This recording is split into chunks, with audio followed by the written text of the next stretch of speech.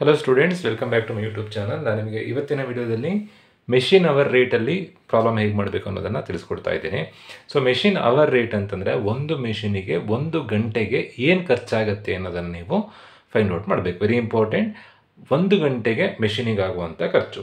So ಮೆಷಿನಿನ related expenses ಕೊಟ್ಟಿರ್ತಾರೆ. ಆ ಎಕ್ಸ್ಪೆನ್ಸಸ್ಸನ್ನು standing charges ಮತ್ತು ವೇರಿಯೇಬಲ್ ಚಾರ್ಜಸ್ ಅಂತ ಡಿವೈಡ್ ಮಾಡ್ಕೊಳ್ಬೇಕು. ಯಾವುದು ಫಿಕ್ಸ್ ಆಗಿರುತ್ತೋ ಅದು ಸ್ಟ್ಯಾಂಡಿಂಗ್ ಚಾರ್ಜಸ್, ಔಟ್ಪುಟ್ ಜೊತೆ ವೇರಿ ಆಗುವಂಥದ್ದು ವೇರಿಯೇಬಲ್ ಚಾರ್ಜಸ್. ನೀವು ಹೇಗೆ ನೆನ್ಪಿಟ್ಕೊಳ್ಬೇಕು ಅಂತಂದರೆ, ವೇರಿಯೇಬಲ್ ಚಾರ್ಜಸ್ ಅದರಲ್ಲಿ 3 ಎಂಟ್ರಿ ಬರುತ್ತೆ: depreciation, repairs and maintenance, power. ಉಳಿಯೋದೆಲ್ಲದನ್ನು ಸ್ಟ್ಯಾಂಡಿಂಗ್ ಚಾರ್ಜಸ್ಸಿಗೆ ಬರೆದ್ರೆ ಆಯಿತು. ವೇರಿಯೇಬಲ್ ಚಾರ್ಜಸ್ 3 ಯಾವ್ದು ಅಂತಂದರೆ DRP, depreciation, repairs and maintenance, power. ಉಳಿಯೋದಿಲ್ಲದನ್ನು ಸ್ಟ್ಯಾಂಡಿಂಗ್ ಚಾರ್ಜಸ್ಸಿಗೆ ಬರೀಬೇಕು. ಇನ್ನೊಂದು ವೆರಿ ಇಂಪಾರ್ಟೆಂಟ್, ಕ್ವಶನ್ನಲ್ಲಿ ಡಿಪ್ರಿಸಿಯೇಷನ್ ಅಂತ ಕೊಟ್ಟಿರಲ್ಲ. Cost of the machinery, scrap value, life of the machine ಕೊಟ್ಟರೆ ಡಿಪ್ರಿಸಿಯೇಷನನ್ನು ಫೈಂಡ್ ಔಟ್ ಮಾಡ್ಕೊಳ್ಬೇಕು. ನೆನ್ಪಿಟ್ಕೊಳ್ಳಿ, ಡಿಪ್ರಿಸಿಯೇಷನ್ ಅಂತ ಕೊಡಲ್ಲ, ಕಾಸ್ಟ್ ಆಫ್ ದ ಮೆಷಿನ್ ಕೊಟ್ಟರೆ, ಮೆಷಿನಿನ ಅಮೌಂಟ್ ಕೊಟ್ಟಾಗ ಡಿಪ್ರಿಸಿಯೇಷನನ್ನು ನೀವೇ ಫಾರ್ಮುಲಾ ಅಪ್ಲೈ ಮಾಡಿ ಕ್ಯಾಲ್ಕುಲೇಷನ್ ಮಾಡಬೇಕು.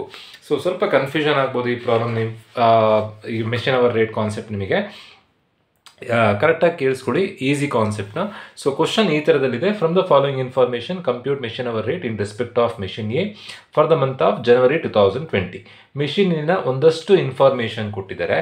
ಸೊ ಕ್ವಶನ್ ಕೊಟ್ಟಾಗ ನೀವು ಫಸ್ಟ್ ಏನು ಗಮನಿಸಬೇಕು ಅಂತಂದರೆ, ಯಾವ್ದ್ಯಾವುದು ರುಪೀಸ್ ಕೊಟ್ಟಿದ್ರೋ ಅದೆಲ್ಲದಕ್ಕೆ ಮಾರ್ಕ್ ಮಾಡ್ಕೊಳ್ಳಿ. ನೋಡಿ, ರುಪೀಸ್ 24,000 ಮಾರ್ಕ್ ಮಾಡ್ಕೊಂಡಿದ್ದೀನಿ. ಸ್ಕ್ರ್ಯಾಪ್ ವ್ಯಾಲ್ಯೂ ರುಪೀಸ್ 4,000 ಮಾರ್ಕ್ ಮಾಡ್ಕೊಂಡಿದ್ದೀನಿ. ದೆನ್ ಅವರ್ಸ್ ಕೊಟ್ಟಿದ್ದಾರೆ, ಬೇಡ. ನೆಕ್ಸ್ಟ್ ಅವರ್ಸ್ ಕೊಟ್ಟಿದ್ದಾರೆ, ಬೇಡ. Next repairs for working life rupees 5,000 mark ಮಾಡ್ಕೊಂಡಿದ್ದೀನಿ. ಫಿಕ್ಸ್ಡ್ ಚಾರ್ಜಸ್ ರುಪೀಸ್ 200 ಮಾರ್ಕ್ ಮಾಡ್ಕೊಂಡಿದ್ದೀನಿ. ಪವರ್ 40 ಪೈಸೆ ಮಾರ್ಕ್ ಮಾಡ್ಕೊಂಡಿದ್ದೀನಿ. ಸೊ ಯಾವ್ದ್ಯಾವುದು ಮಾರ್ಕ್ ಮಾಡ್ಕೊಂಡಿದ್ದೀರೋ ಅದೆಲ್ಲದನ್ನು ನೀವು ಈ ಫಾರ್ಮ್ಯಾಟ್ನಲ್ಲಿ ಬರೀಬೇಕು. ಸೊ ಯಾವ್ದ್ಯಾವುದು ಮಾರ್ಕ್ ಮಾಡ್ಕೊಂಡಿಲ್ಲ ನೋಡಿ, ಒಂದು 20,000 ಅವರ್ಸ್ ಮಾರ್ಕ್ ಮಾಡ್ಕೊಂಡಿಲ್ಲ, ದೆನ್ 400 ಅವರ್ಸ್ ಮಾರ್ಕ್ ಮಾಡ್ಕೊಂಡಿಲ್ಲ. ಸೊ ಇಡೀ ಪ್ರಾಬ್ಲಮನ್ನು ಈ ಅವರ್ಸ್ ಮೇಲೆ ಕ್ಯಾಲ್ಕುಲೇಷನ್ ಮಾಡಬೇಕು. ಸೊ ನಾನು ಆಗಷ್ಟೇ ಹೇಳಿದಾಗೆ ಫಸ್ಟು ಸ್ಟ್ಯಾಂಡಿಂಗ್ ಚಾರ್ಜಸ್ ಬರೀಬೇಕು. ಸ್ಟ್ಯಾಂಡಿಂಗ್ ಚಾರ್ಜಸ್ ಅಂದರೂ ಒಂದೇ, ಫಿಕ್ಸ್ಡ್ ಚಾರ್ಜಸ್ ಅಂದರೂ ಒಂದೇ.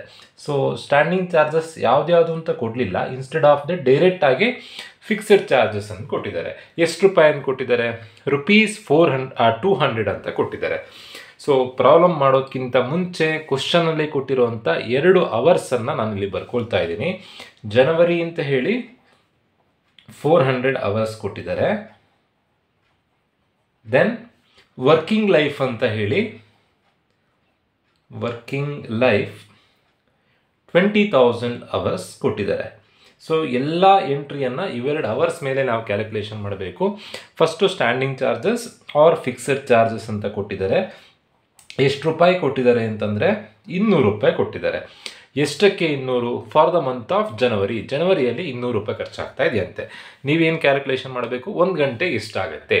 ಹೇಗೆ ಕ್ಯಾಲ್ಕುಲೇಷನ್ ಮಾಡೋದು ಅಂತಂದರೆ, ನಾನು ಈ ಕ್ಯಾಲ್ಕುಲೇಷನ್ ಮಾಡ್ತಿರೋವಂಥದ್ದು ಸ್ಟ್ಯಾಂಡಿಂಗ್ ಚಾರ್ಜಸ್ 200 ರೂಪಾಯಿ ಅಂತ ಕೊಟ್ಟಿದ್ದಾರೆ, ರುಪೀಸ್ 200.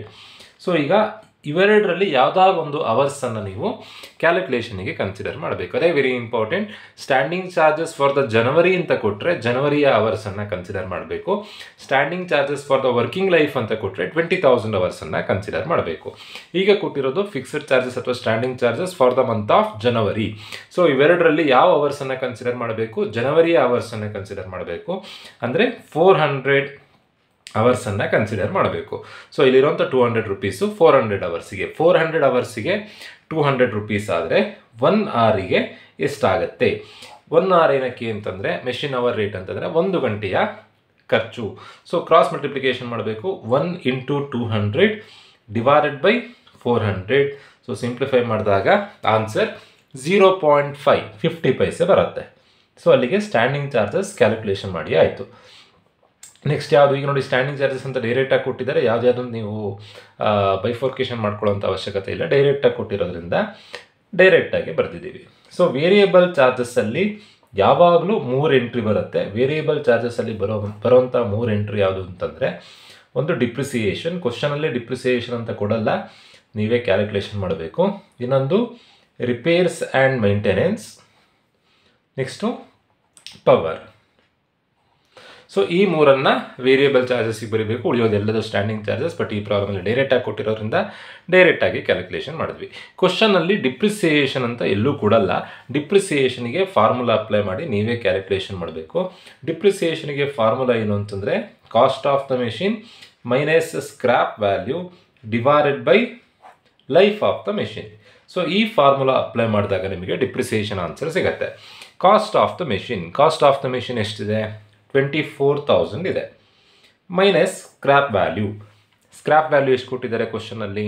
4,000 ಇದೆ. Divided by life of the machine. Life ಅಂತ ಕೊಟ್ಟಿರೋ ಅವರ್ಸ್ ಯಾವುದು? ಜನವರಿ ಅಂತ ಹೇಳಿ 400 ಅವರ್ಸ್ ಕೊಟ್ಟಿದ್ದಾರೆ. ಲೈಫ್ ಅಂತ ಕೊಟ್ಟಿರೋದು 20,000 ಅವರ್ಸ್. ಸೊ ಇವಿಷ್ಟನ್ನು ಸಿಂಪ್ಲಿಫೈ ಮಾಡಿದಾಗ 24,000 ಮೈನಸ್ 4,000 20,000 ಡಿವೈಡೆಡ್ ಬೈ 20,000 ಮಾಡಿದಾಗ ಡಿಪ್ರಿಸಿಯೇಷನ್ 1 ರೂಪೀಸ್ ಬರುತ್ತೆ. ಡಿಪ್ರಿಸಿಯೇಷನ್ ಕ್ಯಾಲ್ಕುಲೇಷನ್ ಮಾಡಿ ಆಯಿತು. ನೆಕ್ಸ್ಟ್ ಇರುವಂಥದ್ದು ರಿಪೇರ್ಸ್ ಅಂತ ಎಷ್ಟು ರೂಪಾಯಿ ಕೊಟ್ಟಿದ್ದಾರೆ? ರಿಪೇರ್ಸ್ ಅಂತ ಕೊಟ್ಟಿರೋದು 5,000. ಆ 5,000ಅನ್ನೇ ಡೈರೆಕ್ಟಾಗಿ ಬರೀಲಿಕ್ಕಿಲ್ಲ, 1 ಗಂಟೆಗೆ ಎಷ್ಟಾಗುತ್ತೆ ಅಂತ ಕ್ಯಾಲ್ಕುಲೇಷನ್ ಮಾಡಿ ಬರೀಬೇಕು. ಹೇಗೆ ಕ್ಯಾಲ್ಕುಲೇಷನ್ ಮಾಡಬೇಕು? ಇದನ್ನು ಫಾರ್ಮ್ಯಾಟಿಂದ ಹೊರಗಡೆ ಬರೀಬೇಕು. ನಾನು ಇಲ್ಲೇ ಬರ್ಕೊಳ್ತಾ ಇದ್ದೀನಿ. ಈಗ ರಿಪೇರ್ಸ್ ಅಂತ ಹೇಳಿ 5,000 ರೂಪೀಸ್ ಕೊಟ್ಟಿದ್ದಾರೆ. ಎಷ್ಟಕ್ಕೆ 5,000 ಕೊಟ್ಟಿದ್ದಾರೆ? ಫಾರ್ ವರ್ಕಿಂಗ್ ಲೈಫ್ ಅಂತ ಹೇಳಿ 5,000 ಕೊಟ್ಟಿದ್ದಾರೆ. ಸೊ ಇವೆರಡರಲ್ಲಿ ಯಾವ್ದಾದ್ರು ಒಂದು ಅವರ್ಸನ್ನು ಕನ್ಸಿಡರ್ ಮಾಡಬೇಕು. Repairs for the month of ನೋಡಿ ಇಲ್ಲಿದೆ. Repairs for the month of ಜನವರಿ ಅಂತ ಕೊಟ್ಟರೆ 400 ಅವರ್ಸ್ ಕನ್ಸಿಡರ್ ಮಾಡಬೇಕು. ರಿಪೇರ್ಸ್ ಫಾರ್ ವರ್ಕಿಂಗ್ ಲೈಫ್ ಅಂತ ಕೊಟ್ಟರೆ 20,000 ಅವರ್ಸ್ ಕನ್ಸಿಡರ್ ಮಾಡಬೇಕು. ಸ್ಟ್ಯಾಂಡಿಂಗ್ ಚಾರ್ಜಸ್ಸಿಗೆ ನಾವು 400 ಅವರ್ಸ್ ಕನ್ಸಿಡರ್ ಮಾಡಿದ್ವಿ. ಏನಕ್ಕೆ ಅಂದರೆ ಫಾರ್ ದ ಮಂತ್ ಆಫ್ ಜನವರಿ ಅಂತ ಕೊಟ್ಟಿದ್ರು. ಬಟ್ ಈಗ ರಿಪೇರ್ಸ್ ಕೊಟ್ಟಿರೋದು ವರ್ಕಿಂಗ್ ಲೈಫ್ ಅಂತ ಕೊಟ್ಟಿದ್ದಾರೆ. ಸೊ ಯಾವ ಅವರ್ಸನ್ನು ಕನ್ಸಿಡರ್ ಮಾಡಬೇಕು? 20,000 ಅವರ್ಸನ್ನು ಕನ್ಸಿಡರ್ ಮಾಡಬೇಕು. 20,000 ಅವರ್ಸಿಗೆ 5,000 ಆದರೆ 1 ಅವರಿಗೆ ಎಷ್ಟು? ಏನಕ್ಕೆ ಅಂದರೆ ಮೆಷಿನ್ ಅವರ್ ರೇಟ್ ಅಂತಂದರೆ 1 ಗಂಟೆಗೆ ಕ್ಯಾಲ್ಕುಲೇಷನ್ ಮಾಡೋದು. ಸೊ ಈ ಕ್ರಾಸ್ ಮಲ್ಟಿಪ್ಲಿಕೇಶನ್ ಮಾಡಬೇಕು. 1 into 5,000 divided by 20,000. So answer ಏನು ಬರುತ್ತೆ ಅಂತಂದರೆ 0.25. ನಿಮಗೆ ಈಗ ಡೌಟ್ ಬರ್ಬೋದು, ಸ್ಟ್ಯಾಂಡಿಂಗ್ ಚಾರ್ಜಸ್ಸಿಗೆ 400 ತೊಗೊಂಡ್ವಿ, ಬಟ್ ಇಲ್ಲಿ ಏನಕ್ಕೆ 20,000? ಏನಕ್ಕೆ ಅಂತಂದರೆ ಸ್ಟ್ಯಾಂಡಿಂಗ್ ಚಾರ್ಜಸ್ ಕೊಟ್ಟಿರೋದು ಜನವರಿಲಿ ಮೆಷಿನ್ ಎಷ್ಟು ಗಂಟೆ ರನ್ ಆಗಿತ್ತು? ಜನವರಿಲಿ ಮೆಷಿನ್ ರನ್ ಆಗಿರೋದು 400 ಅವರ್ಸ್. ಸೊ 400 ತೊಗೊಂಡ್ವಿ. ಬಟ್ ರಿಪೇರ್ಸು ವರ್ಕಿಂಗ್ ಲೈಫಿಗೆ ಕೊಟ್ಟಿದ್ದಾರೆ 5,000 ಅಂತ ಕೊಟ್ಟಿದ್ದಾರೆ. ವರ್ಕಿಂಗ್ ಲೈಫ್ ಎಷ್ಟು ಅವರ್ಸ್ ರನ್ ಆಗಿದೆ? 20,000 ಅವರ್ಸ್ ರನ್ ಆಗಿದೆ. ಸೊ 20,000 ಕನ್ಸಿಡರ್ ಮಾಡಿರೋದು. ಪವರ್ ಯಾವಾಗಲೂ ಡೈರೆಕ್ಟಾಗಿ 1 ಗಂಟೆದೇ ಕೊಟ್ಟಿರ್ತಾರೆ.